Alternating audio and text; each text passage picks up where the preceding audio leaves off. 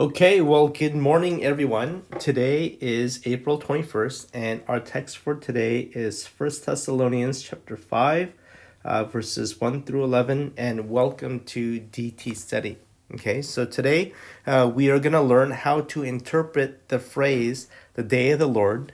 And second, we are going to learn how to navigate through a lot of metaphors and just try to get a simple understanding and application of the text so that we could apply it to our lives. Remember, this topic or the study is how to do devotion time study or DT study. Okay, so let's get right to our passage.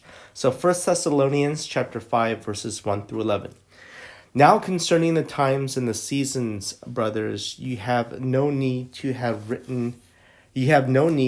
anything written to you, for you yourselves are fully aware that the day of the Lord will come like a thief in the night. Okay, so this is interesting because this is an unusual term. The day of the Lord will come, and then like a thief in the night. And so, concerning the times and the seasons, and so when we read chapter 5, the first verse, he is referring to a discussion that has happened previously. And so, if you go back to chapter 4, you'll know that he is talking about the rapture, like we talked about, how when the Lord comes back, the Christians who are still alive, they will meet with the Lord in the air.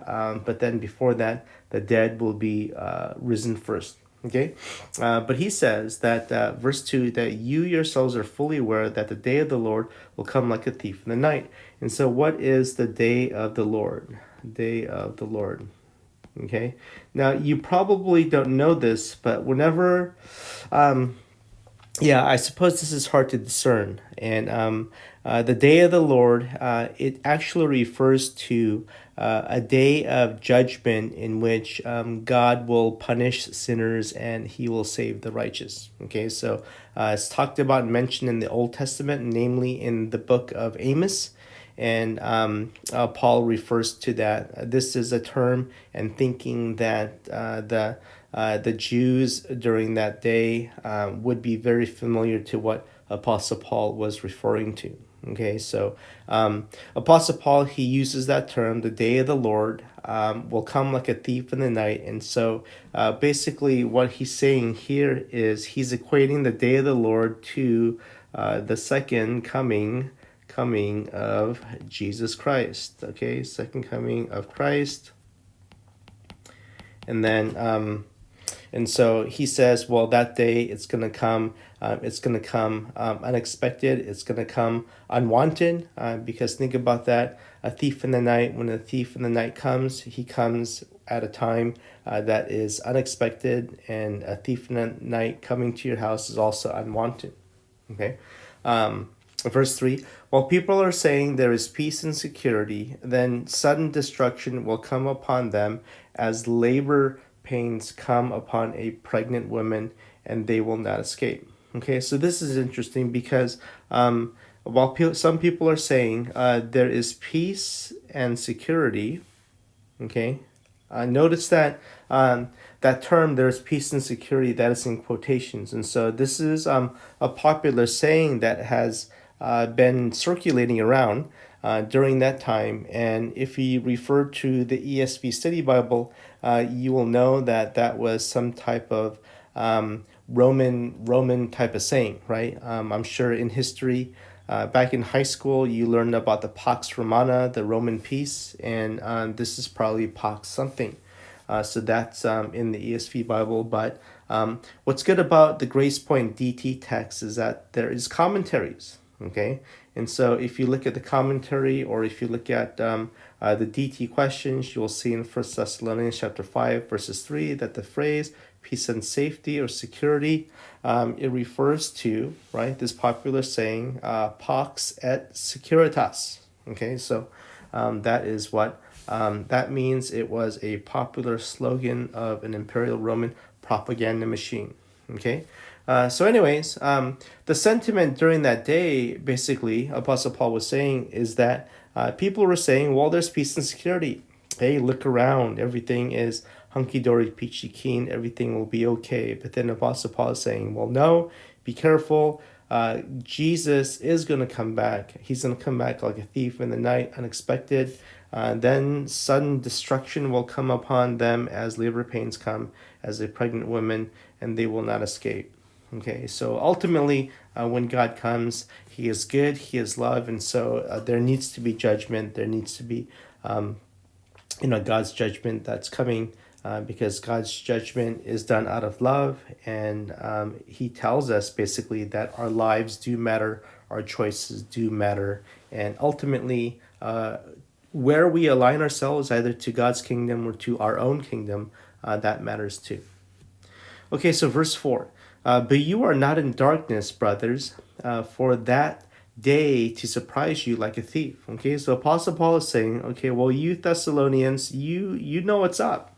Okay, basically, you know what's up. For that day, it's not going to surprise you like a thief. Verse 5.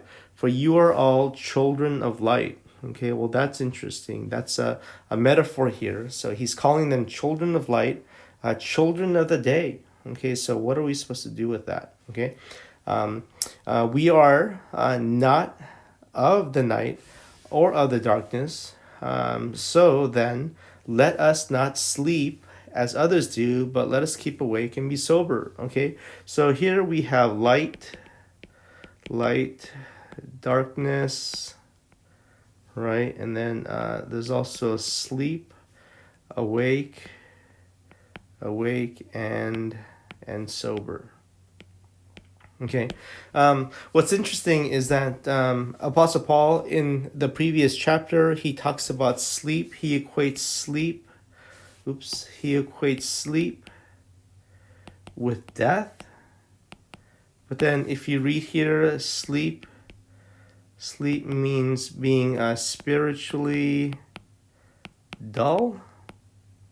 Okay, so he's using this term, the same term, in different contexts, and they mean different things. And so one important rule when reading the Bible, when reading anything, is context is king. Okay, so context, it tells you how to interpret these different types of words. And then children of light, children of darkness. I wouldn't try to focus in on the meaning of that, other than to say that there's some people who are who love Jesus and some people who don't. Okay, so I think that's basically how I would interpret that. But then he says, verse 6, so let us not sleep as others do, but let us keep awake and be sober. Okay, so that informs us to what sleep is. So sleep is being not awake and not being sober, but we have to keep awake and be sober. And then verse 7, for those who sleep at night, and those who get drunk are drunk at night. Okay, but since we belong to the day, let us be sober, having put on the breastplate of faith and love, and for a helmet, the hope of salvation. Okay, so in verses 7 through 8, so he talks a lot about being sober, being drunk, and all of that. I suppose you could apply it literally to being drunk at night, being inebriated with alcohol, but it just means a lot more than that, because the context is about spiritual alertness and not being drunk with the world, or drunk with this idea that there's peace and security, so I could indulge in living for myself, living in the pleasures of the world. Okay, so that's what being drunk means. Okay, so that's the basic idea for that.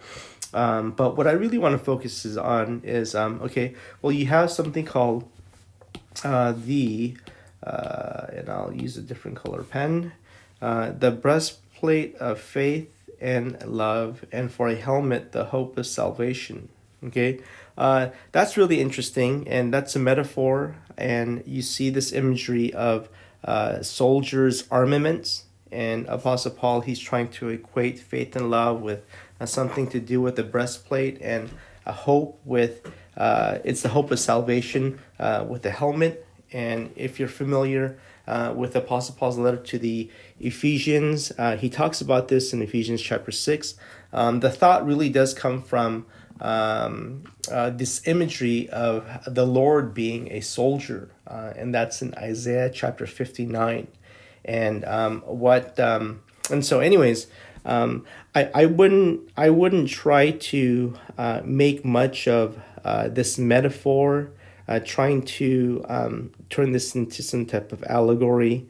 Okay, the breastplate that covers the chest, and the helmet that covers the mind. So, in all of that, I think some people have tried to do that with Ephesians chapter 6, and I think you could get away with that.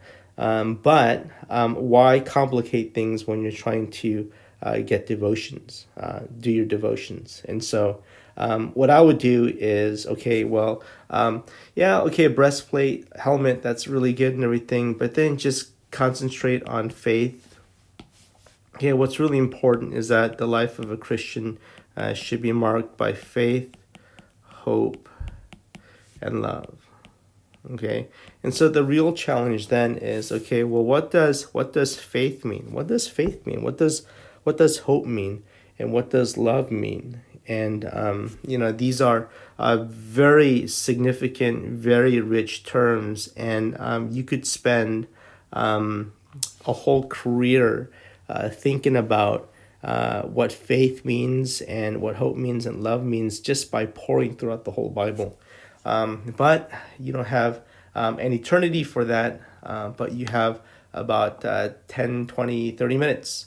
And so what I would do for your devotion type study is, just think about that word faith, and then see how God is trying to speak to you as you dwell upon that term. Okay, how is God calling you to live a life of faith? Okay, faith actually means, just trust in God's promises to live out today.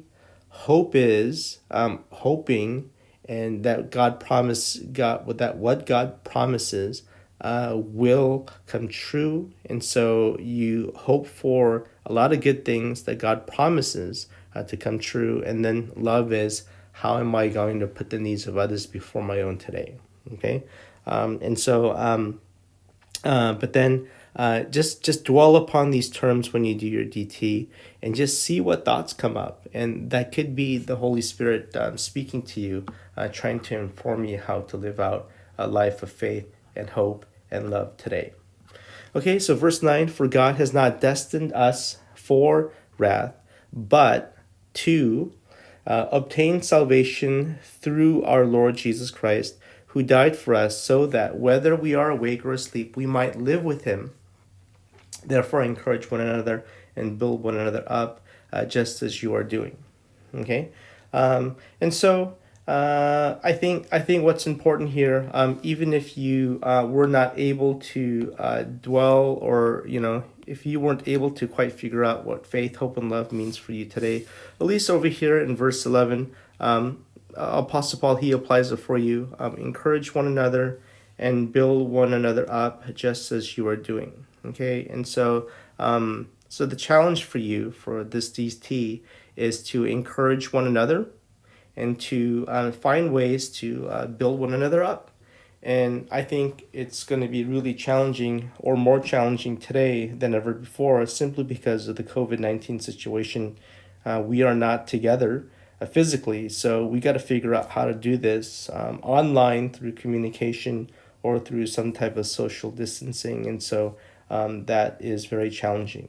Okay, and so after you do your DT study, what you want to do is you want to go through these questions and just see how well you did in terms of engaging the text, and see if the questions here, they engage the same thoughts and ideas that you engage with. And so that would be a pretty good referendum on how you are thinking about the Bible. And then what I would do is I would just answer these questions so that you could allow the Bible text to speak into some ideas that you completely missed when you engaged the text earlier. Okay, so that is 1 Thessalonians chapter 5, 1 through 11. See you next time.